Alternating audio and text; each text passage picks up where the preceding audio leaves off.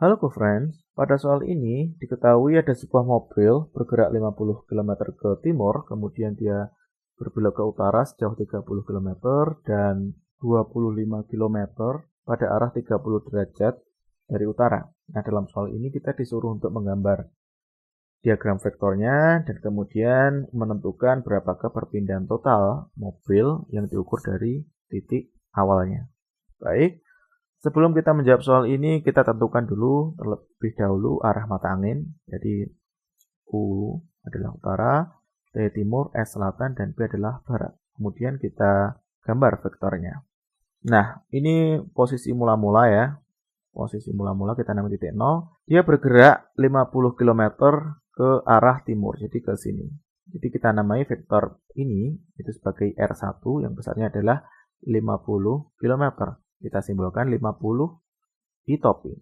50 satuan pada arah I. Ya. Kemudian mobil berbelok ke utara, ke arah ini, sejauh 30 km. Maka kita simbolkan vektor perpindahannya itu sebagai R2 yang besarnya adalah 30 satuan pada arah J topi. Ke arah sumbu Y seperti itu ya.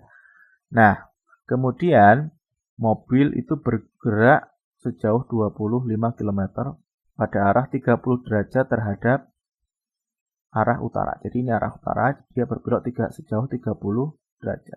Nah, ini kita namai sebagai vektor R3. Nah, vektor R3 kemudian kita uraikan ke dalam arah sumbu X dan Y. Jadi di sini komponen vektor pada arah X ya. Arah X itu kita namai R3X dan komponen vektor pada arah Y kita namai sebagai R3Y. Nah, dalam soal ini ditanyakan berapakah perpindahan atau resultan vektor perpindahan yang dialami mobil. Maka resultan perpindahan yang dialami mobil itu dirumuskan sebagai vektor R1 ditambah vektor R2 ditambah vektor R3. Nah, pertama kita analisis dulu vektor R3-nya. Kita analisis, kita cari terlebih dahulu berapakah nilai R3X. Jadi R3X itu dirumuskan sebagai R3 sin 30 derajat. Nah, ingat ya prinsip trigonometri ya. Jadi untuk mencari R3X di sini kita gunakan fungsi sinus. Kita gunakan operator sinus sin 30 derajat. Jadi R3 adalah 25, kemudian sin 30 derajat adalah setengah, maka R3X itu kita dapatkan sebesar 25/2. Maka kita simbolkan vektor R3X itu adalah sebesar 25/2 I topi pada arah I. Sini ya. Kemudian R3Y itu dirumuskan R3 cos 30 derajat. Kemudian di sini kita tahu bahwa R3 adalah 25 dan cos 30 derajat adalah setengah akar 3. Sehingga vektor R3Y itu bisa kita tulis sebagai berikut. 25/2 akar 3 J topi. Jadi pada arah J topi. Ke sini ya. Nah, sekarang kita cari R3.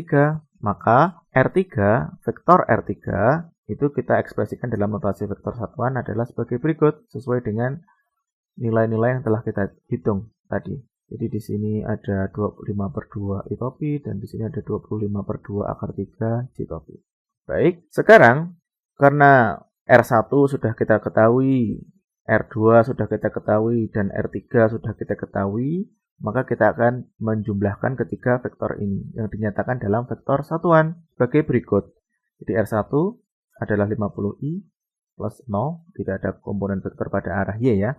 Kemudian R2 itu adalah 30J, dan R3 itu adalah 25/2I, I topi, dan 25/2 akar 3 J topi. Kemudian kita jumlahkan ketiga vektor ini sehingga didapat resultan vektor yaitu sebesar 62,5 I topi ditambah 51,6 J topi. Nah, kita tentukan sekarang besarnya ya tanpa notasi vektor ya di sini nilai R yaitu sebesar akar dari 62,5 kuadrat.